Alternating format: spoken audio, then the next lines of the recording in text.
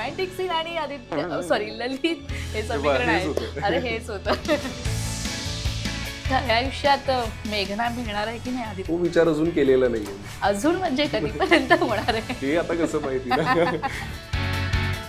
तू चायनीजवर मस्त ताव मारला होता. तुझं कम्फर्ट फूड काय? घरचं. Hi hello welcome. मी तेजल चौकेकर खो स्टारशाही या विशेष कार्यक्रमात तुम्हा सगळ्यांचं मनापासून स्वागत करते. आजच्या स्टारशाहीमध्ये माझ्यासोबत गप्पा मारण्यासाठी एक खास कलाकार आलेला आहे, ज्यांनी मराठी चित्रपटसृष्टीत आपल्या अभिनयाने आणि आपल्या चार्मिंग लुकनं प्रेक्षकांच्या मनात अधिराज्य गाजवलं आहे. अर्थातच माझ्यासोबत आहे अभिनेता ललित प्रभाकर. ललित, तुझं लोकशाही मराठीमध्ये खूप खूप स्वागत. Thank you so much. कसं आहेस? सगळ्यात आधी महत्त्वाचा प्रश्न, कारण प्रमोशन करून थकलायस. नाही खूपच एक्सायटेड आहे. खूप एक्सायटेड. बरं, बॅक टू बॅक सिनेमा येत आहेत, वेगवेगळ्या लोकांबरोबर काम करण्याची संधी मिळते आणि वेगवेगळ्या भूमिका साकारायला मिळतात. अजून काय हवं? नाही, हे सवय आहे की अजून वेगवेगळे सिनेमे करायला मिळतील. आणि आनंद अशा गोष्टीचा आहे की हे सगळे सिनेमे एकमेकांपासून खूप वेगळे आहेत. माझ्या भूमिका खूप वेगळ्या आहेत एकमेकांपासून. असंच आणखी चांगल्या दिग्दर्शकांबरोबर, चांगल्या कलाकारांबरोबर काम करायची संधी मिळत राहो. आणखीन चांगल्या गोष्टी एक्सप्लोअर करायला मिळो.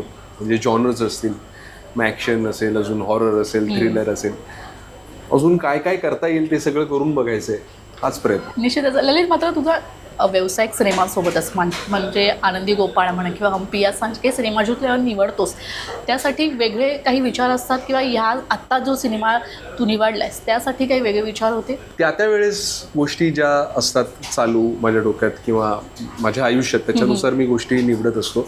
माझा प्रयत्न नेहमी हाच असतो, जो मी मगाशी म्हटलं की माझे सिनेमे, माझं काम हे आधीच्या सिनेमांपेक्षा वेगळं असेल. ॲटलिस्ट मी ज्या पद्धतीचा जॉनर घेऊन येतोय तो मी त्याच्या आधीच्या सिनेमात रिपीट केलेला नसेल. हा जेव्हा सिनेमा आला तेव्हा त्याची एक गोष्ट अशी की आरपार मी नुकतंच शूट केला होता. आणि आरपारमध्ये जर तुम्ही बघितलं असेल तर ते खूपच इंटेन्स आणि खूपच जास्त त्याच्यामध्ये आमच्यावर खूप जास्त भार होता, माझ्यावर आणि ऋतावर. आणि त्याच्यानंतर मला लगेचच एक रोमॅन्टिक आणि अशी एवढी इंटेन्स फिल्म करायची नव्हती.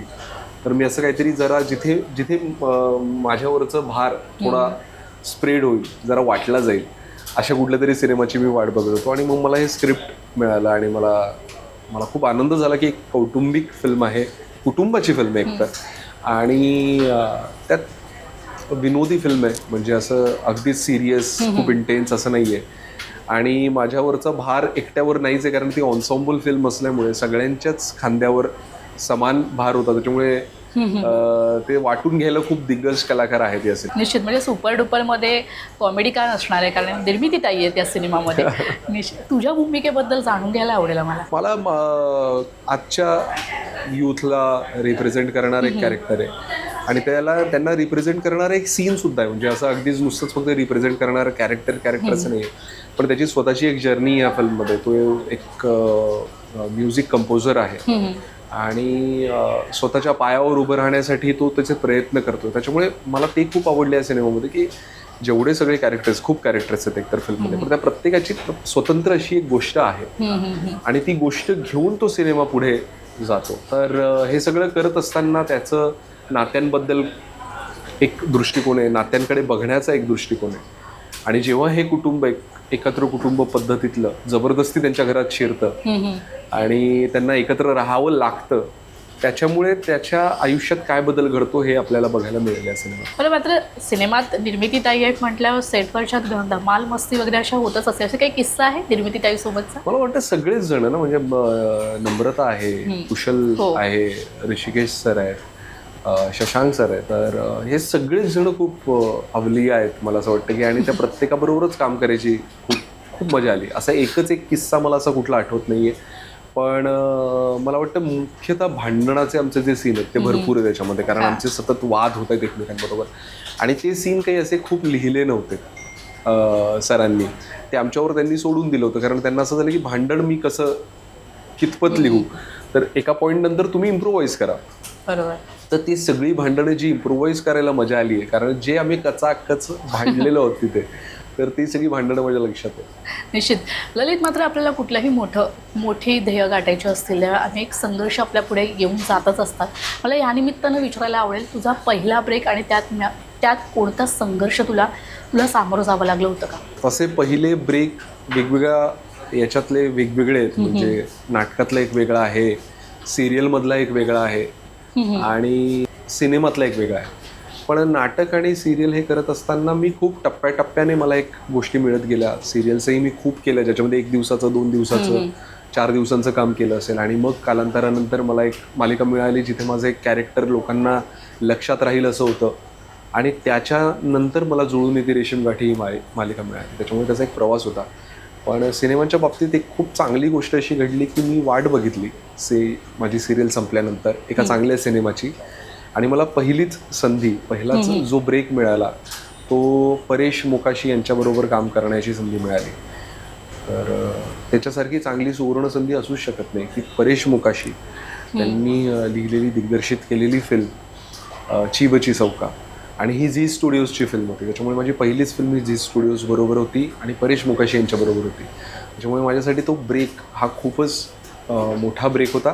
कारण मला शिकायलाही खूप मिळालं. मी इतके वर्ष सिरियल केल्यानंतर एक काम करण्यामध्ये एक तोचपणा आलेला असतो. तर ते सगळं ब्रेक होऊन मला कुठेतरी अनलर्न करायला मिळाल्यात गोष्टी. तर तो मला लक्षात राहिलेला ब्रेक आहे. मात्र मालिका करणं आणि फिल्म करणं यामध्ये काय तफावत, म्हणजे काही फरक जाणवतोय तुला? भरपूर गोष्टींमध्ये फरक असतो. कारण आपल्याला तिथे एक लिमिट असतं. त्याला एक सतत एक घड्याळाच्या काट्यावर तुम्हाला काम करावं लागतं. खूप काम करावं लागतं अर्थात. कारण तुम्हाला दिवसाला एक 30 मिनिटांचं 28 मिनिटांचं फुटेज हे काढावंच लागतं प्रत्येक एपिसोड. त्याच्यामुळे जेव्हा तुमची क्वांटिटी वाढते कुठल्याही गोष्टीची तर त्याचा कुठे ना कुठेतरी मला वाटतं की क्वालिटीवर फरक होणारच आहे. मग तुमच्या लिखाणावर असेल, काम करण्यावर असेल, डिरेक्शन आहे. कारण खूप गोष्टींचे लिमिटेशन्स पण असतात. त्या लिमिटेशन्सच्या अंडर तुम्हाला, त्या प्रेशरच्या अंडर तुम्हाला काम करावं लागतं. सिनेमामध्ये अर्थातच तुम्हाला भरपूर गोष्टींची मुभा असते. तुम्हाला जरा जास्त दिवस काम करायला मिळतं. 2 तासांचा सिनेमा करायला तुम्हाला 25 दिवस, 30 दिवस मिळू शकतात किंवा त्याच्याही पेक्षा जास्त दिवस मिळू शकतात. त्याच्यामुळे तुम्हाला काम करता येतं. त्याच्या रिहर्सल्स करता येतात. मग जर तुम्ही आधी ठरवलं तर रिडिंग्स करता येतात. तुमच्या कॅरेक्टरवर काम करता येतं. तर हे थोडंसं आहे. ह्या गोष्टी आहेत. वेगवेगळ्या आपण भूमिका पार पाडत असतो. तुझ्या मालिकेच्या निमित्ताने म्हणा किंवा सिनेमाच्या निमित्ताने वेगवेगळ्या भूमिका करायला मिळतात, वेगवेगळ्या लोकांबरोबर काम करायला मिळतं. मात्र चॅलेंजिंग रोल तुझ्यासाठी काय? नाही, मला मी प्रत्येक गोष्टीकडे चॅलेंज म्हणूनच बघतो. कारण प्रत्येक डिरेक्टर बरोबर काम करणं हे चॅलेंजिंग असतं. त्या स्क्रिप्ट बरोबर काम करणं, मला माझ्या डिरेक्टरला सॅटिस्फाईड करायचं आहे. कारण त्याने जे विजन, त्याचं जे आहे त्या विजनमधून जो सिनेमा बघितलेला आहे, ते जे कॅरेक्टर कागदावर लिहिलेले त्याला जिवंत करणं आणि ते अशा पद्धतीने जिवंत करणं की नंतर ते असं वाटणं की नाही, हेच पात्र फक्त साकारू शकतो, इथपर्यंत ते घेऊन जाणं याचा माझा प्रयत्न असतो की ते किती खरं करू शकेल मी. त्याच्यामुळे ते किती सोपं आहे किंवा कुठल्या जॉनरमधलं आहे याच्याने फरक नाही पडत. तुम्ही काही असलं तरी मेहनत तेवढीच लागते तुम्हाला, म्हणजे त्याच पद्धतीची. त्याच्यामुळे चॅलेंजिंग तर सगळ्या पद्धतीच्या भूमिका आहेत. चॅलेंज काम करण्याचं मला असं वाटतं की तुम्हाला सगळ्यांना एका पेजवर येणं, डिरेक्टरला काय म्हणायचं ते मला सांगता येतंय का. कारण मी माझ्या पद्धतीने काम करायला लागलो तर मी सगळ्या सिनेमांमध्ये सारखं काम करेन. जर मी डिरेक्टरच्या पॉईंट ऑफ व्ह्यूने काम करतो तर त्या डिरेक्टरच्या पॉईंट ऑफ व्ह्यूनुसार माझं कामही बदलायचं आहे. तर त्याला सरेंडर होऊन त्याचं विजन समजून आम्ही दोघांनी एका पेजवर येऊ, आपण काय देऊ शकतो या स्क्रिप्टला आणि या सिनेमाला, तो प्रयत्न असतो. मात्र भूमिका साकारताना तुझ्या भूमिका साकारतोस, तो भूमिका कधीतरी तुझ्या वैयक्तिक आयुष्यावर त्याचा प्रभाव पडतो त्या भूमिकेचे? कधीच नाही, असं म्हणतं असं कधीच नाही. नाही, तसं काही फारसं माझ्या बाबतीत काही होत नाही. म्हणजे उलट माझ्याच पर्सनल आयुष्यातलं मी काही जर भूमिकांना दिलं असेल तर, किंवा माझ्या ऑब्झर्वेशनमधलं काही आजूबाजूचं काही दिलं असेल तर मी तसं देतो. असा काही खूप फरक असं नाही पडत. काही गोष्टी आहेत ज्या आपण आवडीने घेतो. आणि जसं मला असं वाटतं की मीडियम स्पायसीच्या वेळेस मी किचनमध्ये पण काम केलं होतं. As a chef me training घेतलं होतं 25-1 दिवस. आणि ते केल्यानंतर मला ना, मी फूडी आहे आधीपासूनच, पण ते केल्यानंतर मला वाटतं की मला जेवणाबद्दलचं एक आपुलकी अजून एक, किंवा त्याच्याकडे मी वेगळ्या पद्धतीने बघायला लागलो. मला जास्त अजून रुचकर लागतं जेवण. मला त्याच्या पाठीमागची मेहनत जेव्हा आपल्याला कळते की याच्या पाठीमागे एवढी मेहनत असेल, तर असं प्रत्येक सिनेमाची जी प्रोसेस आहे ती काहीतरी तुम्हाला अर्थात देऊन जाते. आणि त्यातलं तुम्हाला काय ठेवताय तुमच्याकडे त्याच्यावर मला वाटतं की गोष्टी असतात. तर मी अशा प्रत्येक गोष्टी सिनेमातून काही ना काही गोष्टी ज्या काही राहिल्या आहेत तुमच्यावर. मात्र आत्ता चॉकलेट हिरोचे काम खूप झाले, रोमॅन्टिक हिरो या सगळ्या गोष्टी केल्या. मात्र तुला स्वतः ललितला खलनायिकेची भूमिका साकारायला आवडेल? अर्थात आवडेल मला मला मला सगळ्या पद्धतीचं काम करून बघायचं आहे. त्याच्यामुळे मी फक्त कॅरेक्टर म्हणूनच बघतो. ते कॅरेक्टर काय म्हणून पाहते, कारण ते कोणासाठी तरी हिरो आहे, कोणासाठी तरी विलन आहे. ते साकारत असताना मला ते त्याच्या पॉईंट ऑफ व्ह्यूनेच साकारावं लागेल, कारण तो स्वतःसाठी तर विलन नसणारच आहे ते कॅरेक्टर. पण अर्थात मला विलनसुद्धा साकारून बघायचं आहे. तर मी वाट बघतोय तशा. आम्ही सुद्धा पाहतो ललित आम्हाला खलनायिकेमध्ये कसं दिसतंय. बरं, आता मराठी चित्रपटसृष्टीमधले होणारे सकारात्मक बदल तुला दिसत आहेत? हो, अर्थात खूप चांगल्या पद्धतीचे बदल आहेत हे, आणि खूप चांगले नवीन नवीन दिग्दर्शक येत आहेत.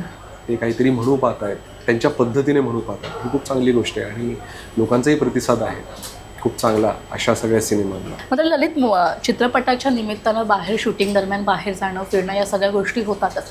मात्र स्वतःसाठी कधी स्वतः वेळ काढून कुठल्या ठिकाणी तुला फिरायला जायला आवडेल? मला तर फिरायला खूपच आवडतं आणि मी जातच असतो वारंवार. इतक्यात मी दार्जिलिंगला जाऊन आलो, मला वेळ होता तर फिरायला मी जातच असतो. कारण सिनेमाच्या निमित्ताने फिरणं नाही होत, कारण त्यावेळेस गेल्यावर तिथे कामच होत असतं. त्याला लागून जर तुम्ही सुट्टी घेतली तर तुमचं फिरणं होतं. ललित, मात्र ना कितीही काही झालं तरी अजूनही जुळून येते रेशीम गाठीमधला आदित्य अजून कोणत्याही मुली विसरलेला नाही आहेत. खरं तर तो ग्रीन फ्लॅग पार्टनर आहे असं म्हणायला हरकत नाही आहे. तर खऱ्या आयुष्यात ललित आणि आदित्य याच्यामध्ये काय साम्य आहे आणि तुझ्यासाठी ग्रीन फ्लॅग पार्टनरची व्याख्या काय? मला नाही माहीत याचं उत्तर, कारण मला वाटतं की ते उत्तर एखादी मुलगीच देऊ शकेल जी माझ्याबरोबर असेल. तिला मी ग्रीन फ्लॅग वाटलो पाहिजे, मला स्वतःला मी वाटून काहीच होणार नाही. याचं उत्तर तुझ्याकडे नाहीये. मला माझ्याकडे याचं उत्तर नाही. मात्र तू ना एकदा तुझ्या एका मुलाखतीमध्ये म्हटलं होतंस की लग्नासाठी तू अजून स्वतः अजून तसा प्रिपेअर नाही आहेस, तयार नाही आहेस का? असं अजून हे फिलॉसॉफी, हे काही कारण आहे किंवा स्वतंत्रपणाची भीती, स्वतंत्रपणा जगायचा आहे याची, आपल्याकडे जबाबदारी येईल याची भीती वाटते? नाही, जबाबदारीचं तर एक प्रकारचं हे आहे की मी तयार आहे की नाही त्या जबाबदारीला, हा विचार आहे त्याच्या पाठीमागे अर्थातच.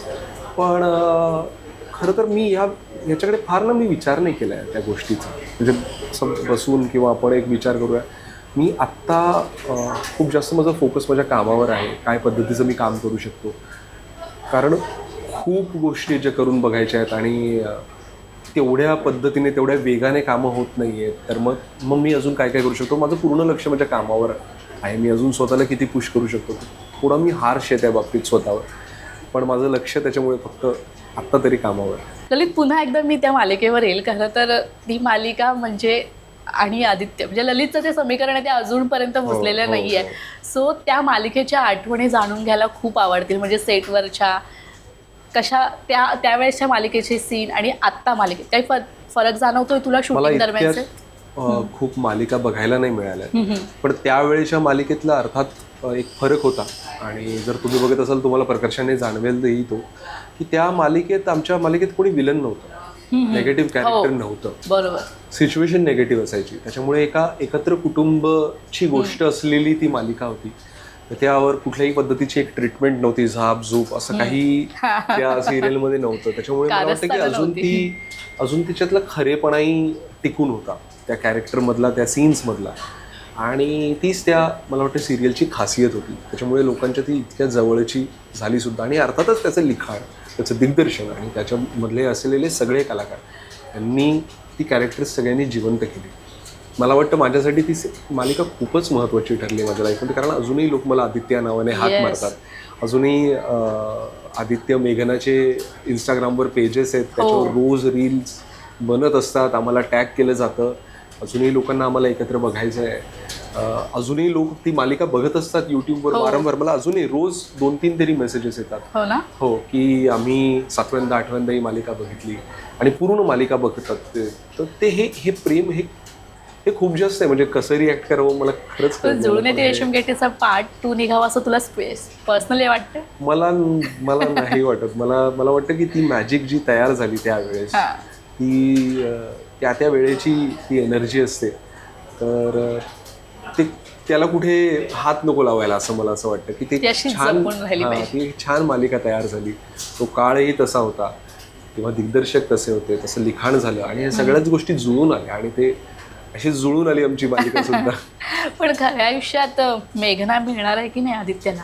काही असा विचार केलाय की नाही? तो विचार अजून केलेला नाहीये मी. अजून म्हणजे कधीपर्यंत होणार आहे? ते आता कसं माहिती ना. केला असता तर मग तसं सांगितलंच असतं. मात्र स्वतः आता या सगळ्या धावपळीच्या जीवनातून स्वतःला मेंटल पीस देण्यासाठी काय करतोस? ललित आध्यात्मिक आहे? हां, म्हणजे अध्यात्म तुम्ही कशात बघतात त्याच्याशी मला वाटतं की ते निगडीत आहे. तुम्ही तुमच्या कामातही अध्यात्म बघू शकता. तुम्ही एखाद्या अशा गोष्टीत अध्यात्म बघू शकता की जे तुम्हाला बाकीच्या गोष्टी विसरायला भाग पडतात.